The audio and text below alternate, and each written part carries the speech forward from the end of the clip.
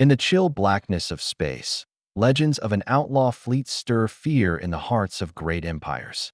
Secretly conceived, its forbidden design violates every law of the cosmic universe, promising unfathomable might.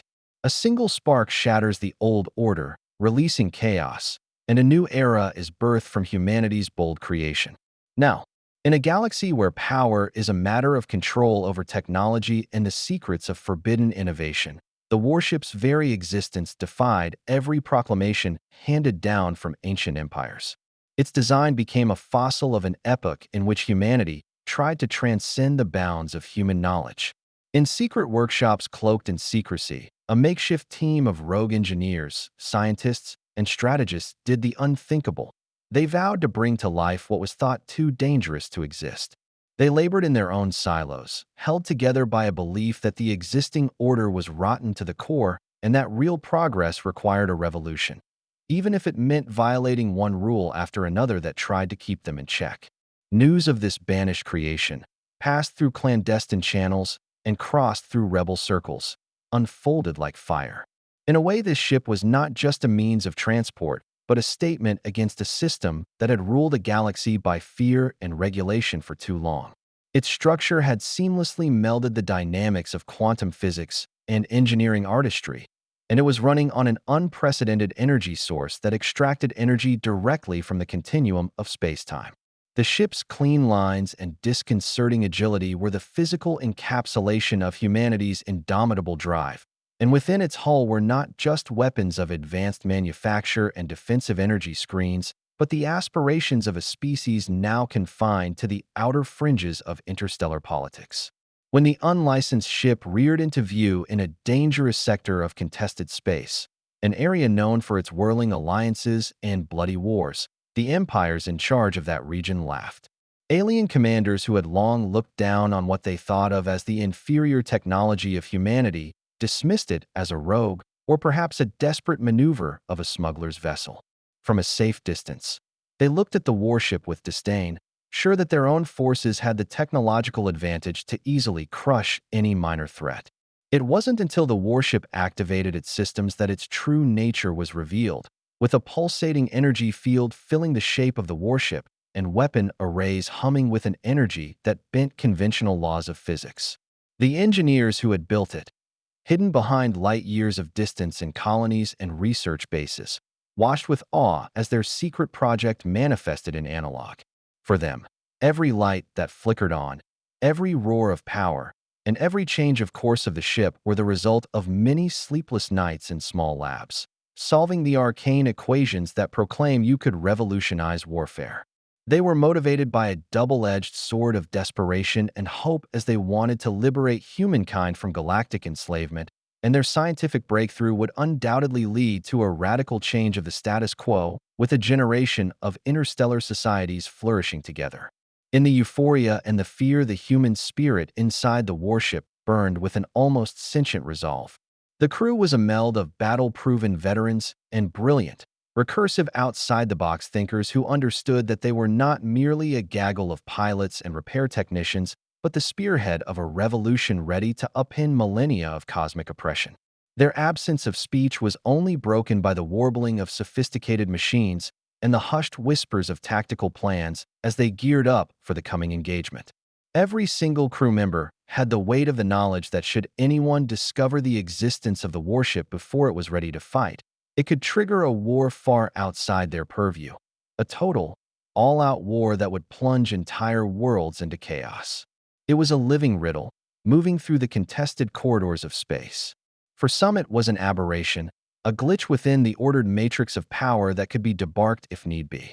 To others, it was a rallying cry for revolt and a glimpse of a future in which the old hierarchies of the world would fold beneath the force of revolutionary technology and human imagination. And in the grand tapestry of interstellar politics, the warship was the wild card that nobody had foreseen before, a manifestation of defiant inventiveness that threatened to turn the status quo on its head. But the stakes could not have been higher. To those who had ruled the galaxy, the warship's presence was an existential threat. Its advanced systems and disruptive technologies could change the balance of power in an instant. If the ship established its power, it could cause even the most powerful empires to rethink their doctrines, even though its mere existence glimpsed the potential for humanity, once relegated to a minor role, to rise and take their dominant place among the stars. If its presence were known, on the other hand, the technology that powered it would enter the world, the possibility of potentially upsetting an oppressive status quo along with it. And in this moment, as the warship rounded silently through contested space, its story was already being shaped by the frictions of ambition, fear, and hope. The galaxy was on the precipice, and all those watching it, each haughty alien commander, wily diplomat, and the soldiers who risked everything to build this miracle, felt the air tug. Built as a secret against building out, this masterpiece was as much a technological defiance as it was a challenge to the very fabric of the universe itself. It summoned a destiny where innovation and revolution intertwined to challenge fate, calling to all the world to watch a revolution centuries in the making. Within the unchallenged expanse of space, the warship found itself surrounded by a massive fleet. The fleets, as if a noose was tightening, rushed to the scene, each in 4 installations, in order to ensure that the audacity of human invention was a momentary flash. Commanders stationed on massive, beflagged ships barked orders, certain their collective power would overwhelm this so-called act of war before it could even reveal its full potential. But as they neared, the eerie understanding metastasized: spear versus beast, weapon versus magic, common courtesy versus whatever divergence of strings defied his every plausibility. The warship, an encapsulated mystery of advanced alloy and quantum energy, was not inclined to retaliate with brute force. Instead, it set off a chain of systems that were as beautiful as they were deadly. An incomprehensible seeping barrier of energy blossomed at the vessel, bending light and warping space around it in its immediate vicinity. It was not just a simple protection layer. It was an active barrier that melted the incoming objects and sent their remnants to the void, dissipating into harmless ripples. Bolts of plasma, streams of laser beams, impacted against its surface, dancing off in erratic patterns that left enemy sensors at a loss, Commander quite literally sweating. At the same time, the warship presented a set of weapons that appeared to be utilizing the very nature of reality itself. These weapons emitted pulses of energy that warped and distorted space-time rather than moving along the traditional arc of projectile weapons. When a pulse hit an enemy ship, it wasn't simply damage that was done. The very form of the target was warped, as if reality was being edited on the fly. Hulls warped and shields flickered beneath the barrage as enemy crews struggled to grasp the workings of their immediate and inexplicable demise. But on the battlewagon's bridge, Captain Elias Wren, a grizzled strategist with a face carved from a lifetime of refusing challenges, observed the catastrophe and destruction reducing to intently and with grim contentment. His people worked like a well-oiled machine, each person in their part. Wren's eyes flicked across the tactical readouts as he barked commands that were both simple and revolutionary. Rather than facing them head-on, he set into motion a plan of clever manipulations that took advantage of the ship's unique abilities. With each change in course, the warship's computer systems calculated the optimum angles, ensuring that its energy shield was always perfectly oriented to intercept incoming attacks. Enemy fleets attempted to regroup and launch a coordinated attack around the warship. But every shape they managed to form was met with greater resistance than expected. Their best efforts to concentrate firepower, to pound Starwing from all sides until the ship ceased to exist, were neutered by the warship's bizarre tendency to pass through whips like a phantom drifting through walls. The defiant human ship did not just survive the barrage. It evolved, its systems learning from every exchange, countering and nullifying tactics that had worked in past conflicts.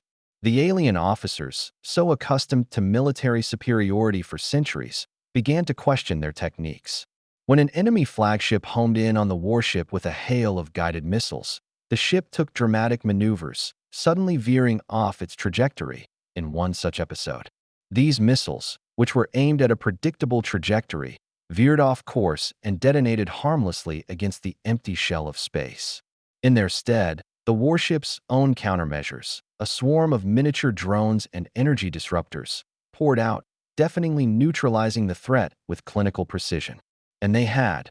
The price would be high, and the risks massive, but every move was deliberate, every decision carefully reasoned, driven by the genius of those who had imagined a warship able to rewrite the rules of engagement.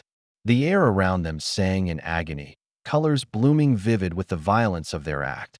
The closest forces felt their fronts twinkling like knives, alone in the void against death. Explosions bloomed like deadly flowers, the wreckage of enemy formations crumbling into drifting detritus.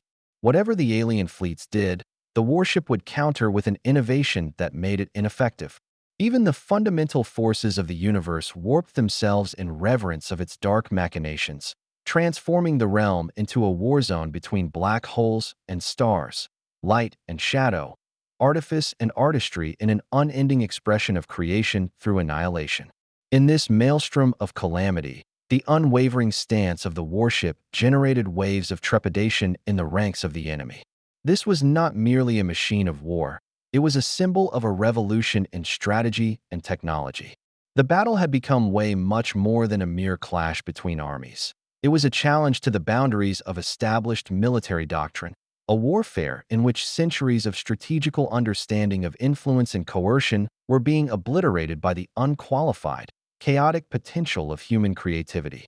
And as the battlefield chaos grew, the alien fleets struggled to reconfigure strategies they had shaped over centuries. The bravado of their initial confidence had melted into cold, able panic, every formation they played into being defeated by the warship's mind-warping technology. Frantic communications poured into command centers across all hostile worlds as each raced to grasp the sudden anomaly, rendering their finest weaponry temporarily useless. The energy pulses of the warship warping space and twisting the fabric of reality.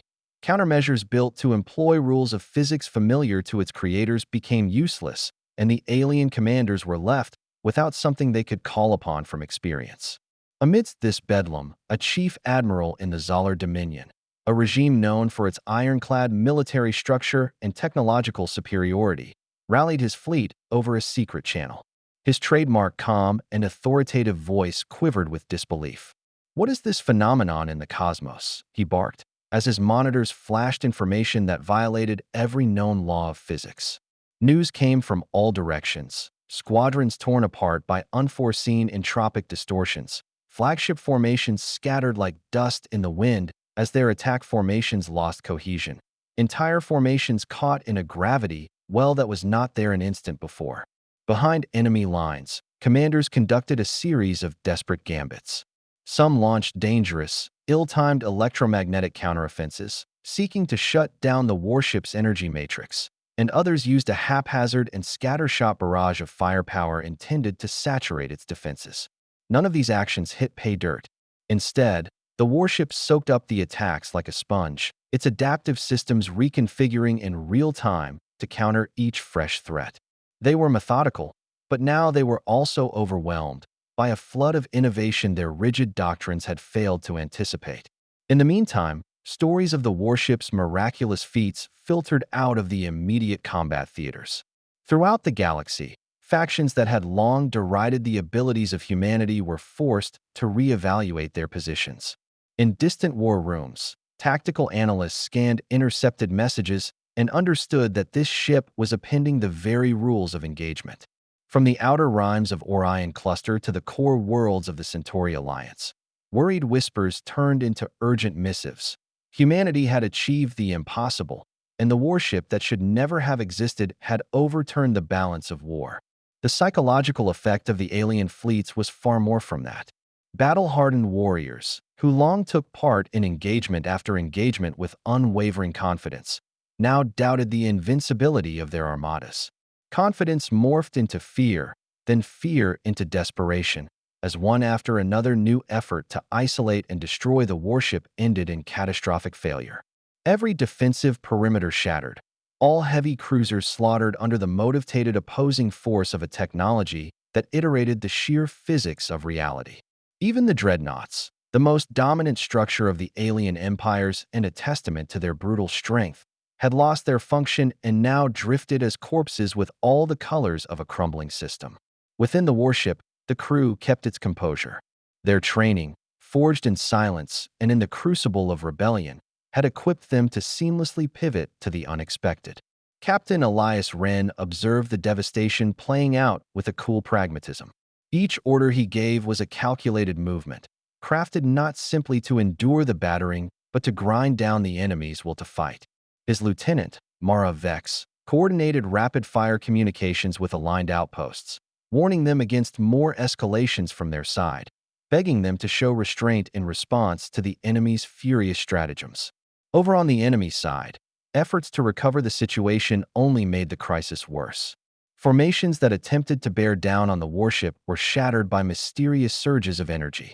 Ships that had once controlled star systems became little more than flitting targets, unable to get a fix on a vessel that was there and not there all at once.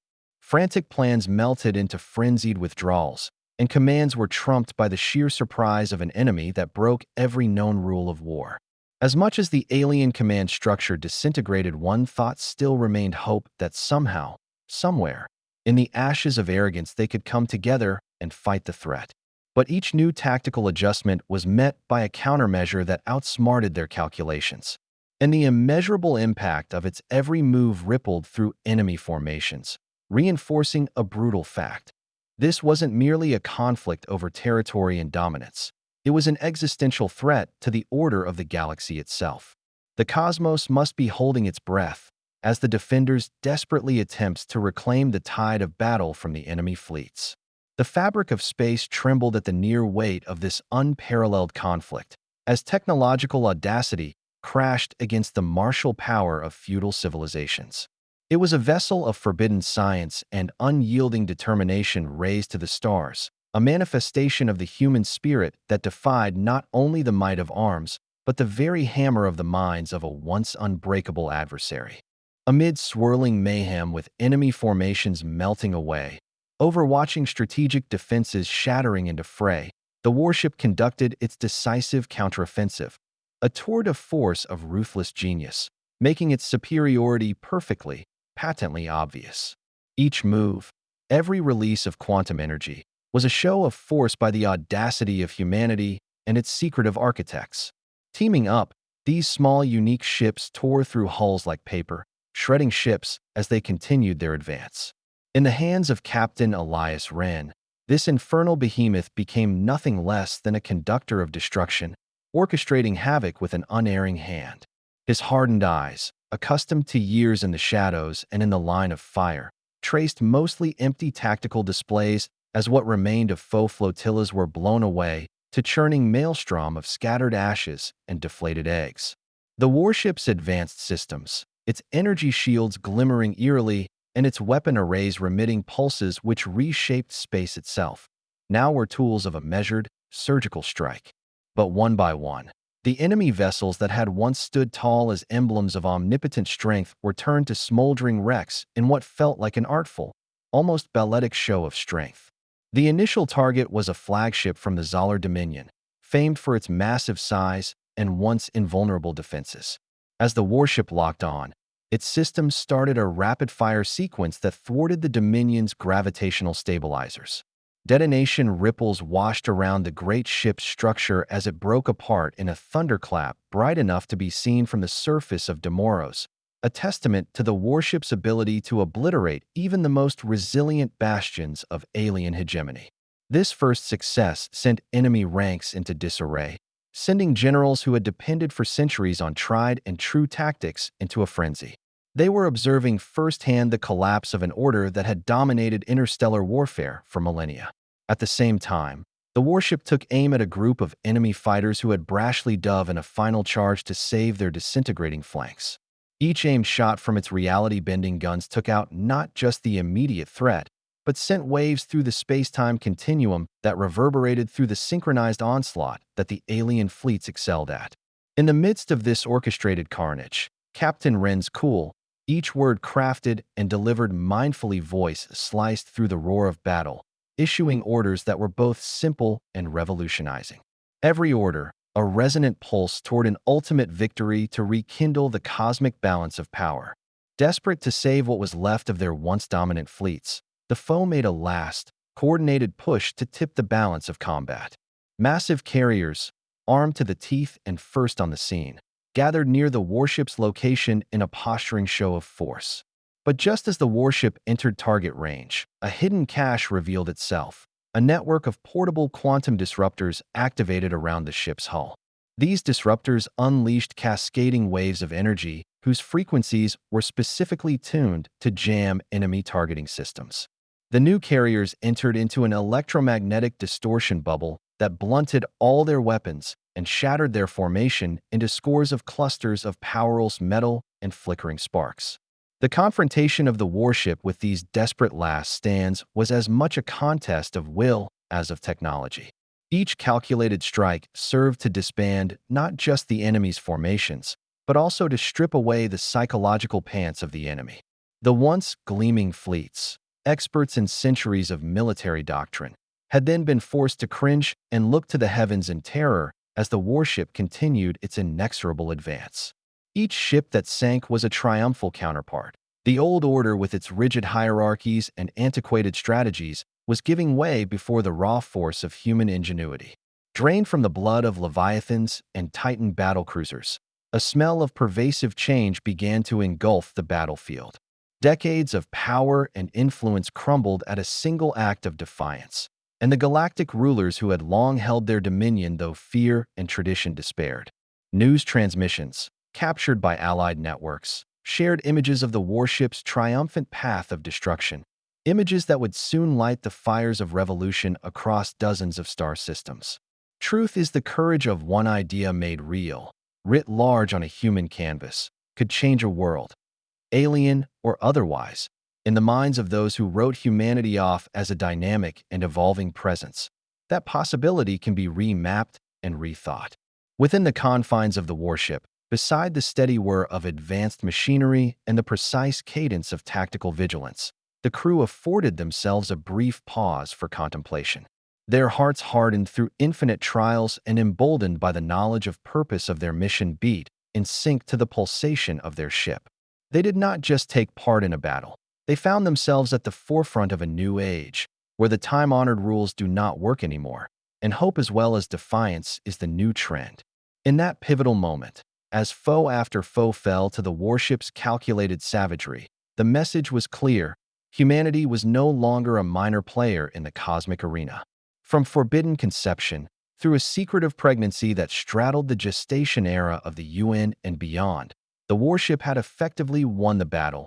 Lieutenant General Davidoff labored to prevent the birth, and in its place, a development state was born.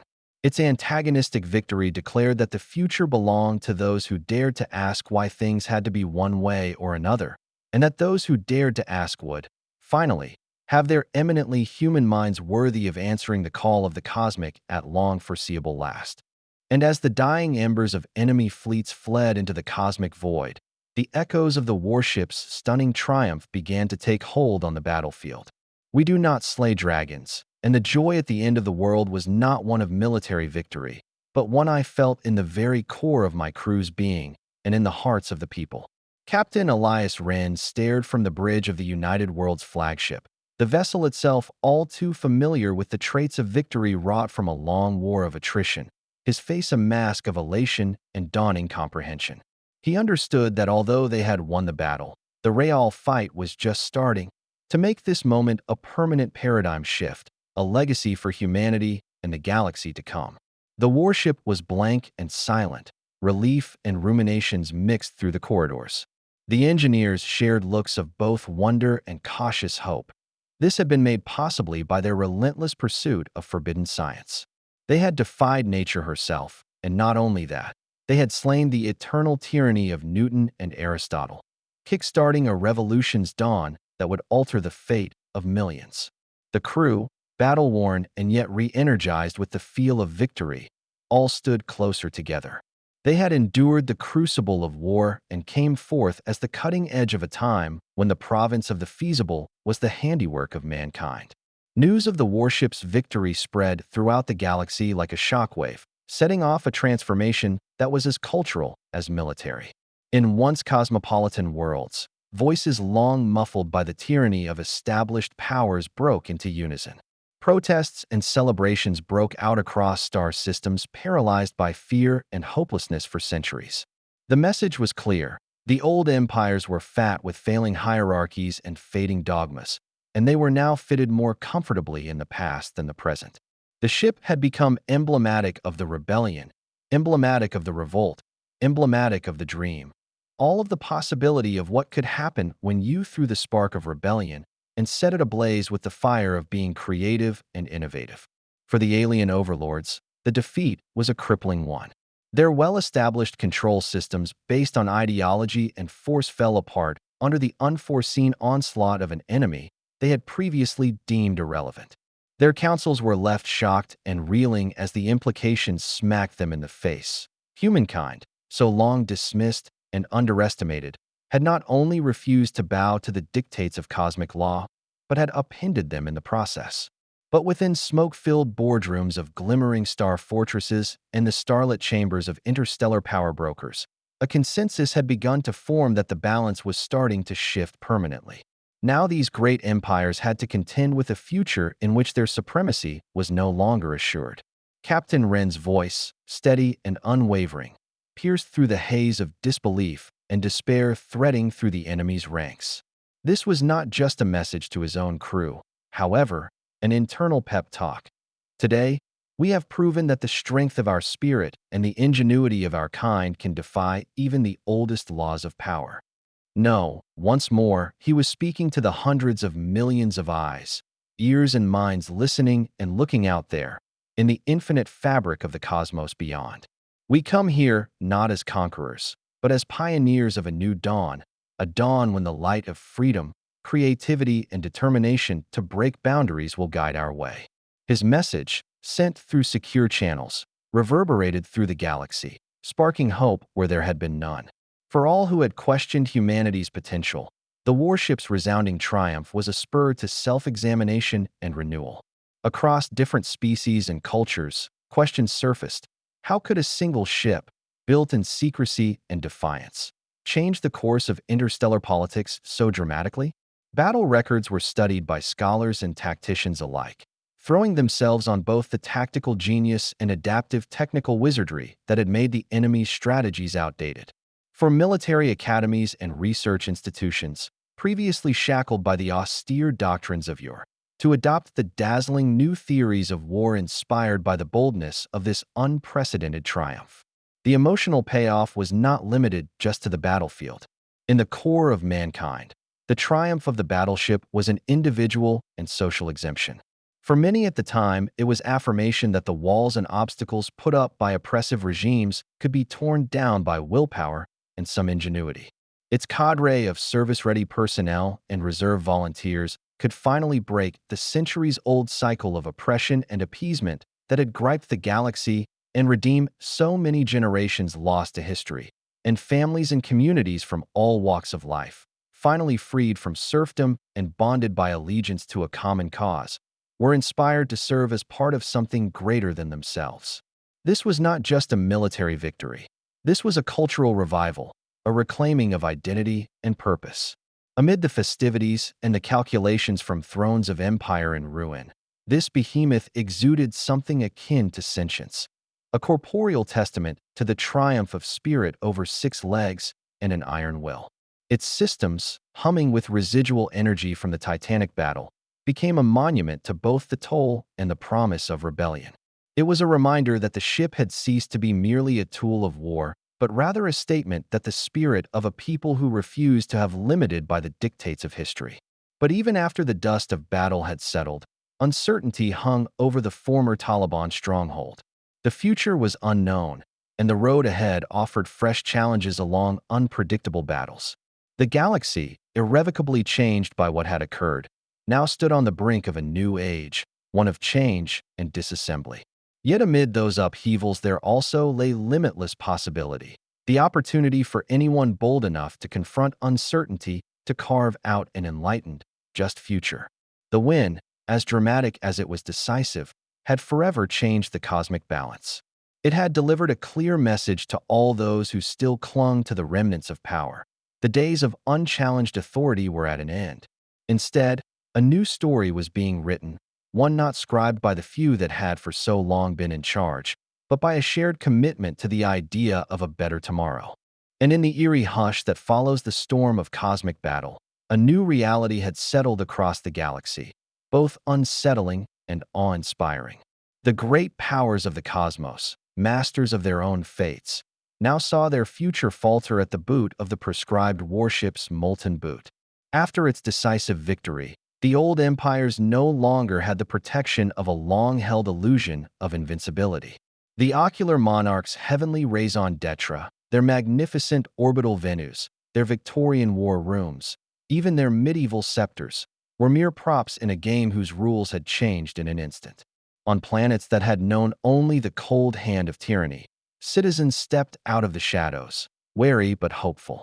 The warship had broken not just the willful strength of the governing class, but also the mental shackles which had kept entire cultures enslaved.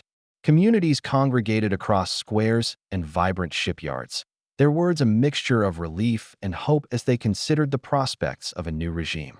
The story of oppression was giving rise to one of reinvention, the opportunity to create a society built on innovation, equality, and the limitless potential of the human spirit. The crew, too, was left to ponder his day before on the warship's quiet corridors. Captain Elias Wren, whose steadfast leadership had been a bright point in the crisis, now spent long hours on the observation deck. As he gazed outward at the remnants of the bygone fleets and the star-filled infinity beyond, he understood that every pinprick of illumination encapsulated a fragmented past and a potential undiscovered tomorrow. That silence was thick, a combination of triumph and reflection. It felt as though the universe itself was inhaling soundlessly before setting forth on its next great journey. For the engineers and scientists who had dreamed up and fueled the warship's audacious innovations, there was new purpose. Their audacious leap to forbidden content, protecting humanity from a hoarded fate while launching a revolution in thought. They realized they were hailed as frontrunners of a new technological dawn, their achievements igniting conversations in hallways of academia and motivating a generation of new inventors. But the praise brought with it a great weight of responsibility. They were now the guardians of a power that could remake destinies, and every new revelation had to be judged by the lessons of the warship's tumultuous journey. Elsewhere in the galaxy, the shakeups resulting from the warship's intervention altered political allegiances and upended long-standing rivalries. They were former enemies who had to realize that the balance of power had flipped, creating strange bedfellows. Diplomatic channels that had long been obstructed with venom were suddenly busy with slow-moving talks with the purpose of creating a new stability. In the wake of this cosmic upheaval, the old rules of engagement were being rewritten, not just on the starship bridges, but in the boardrooms on Earth and New Worlds alike. Yet with so much change, there was a bit of uncertainty glossing it all. No one knew exactly what the future had in store. The balance of power had been upended, and with any revolution comes the risk of unintended reactions. Others speculated that some clandestine factions, emboldened by years of chaos, could reemerge to undermine the fledgling order. Others wondered if the very technology that was giving humanity its edge might develop in directions nobody could predict, requiring new structures for control and responsibility. For as the winds settled, even as the Earth was pressed to new circumstances, the previously unconscionable had become the prescription for change. The warship, once seen as a kind of anomaly, had changed the game not just for warfare, but for life itself in the universe. Its birth marked the end of an era where complete power ruled and the dawn of a time when the fearless molded the fate of our world. In a galaxy still marred by old scars of conflict, the new age now hummed with the promise of renewal and reinvention. And when all the dust had settled and the sounds of battle became little more than distant memories, the final message that achieved such universal reach was that they had sought for it to be purged from all existence. And what remained now was all that truly did matter. It turned out humanity took the only way to win at cosmic order was follow up with the look of gods, the only land we never were able to find, the only nectar we never tasted, in the foot of the gods. Even its legacy would remind everyone, space was never silent, as long as there were a single fiery idea that ignited their eternal revolution.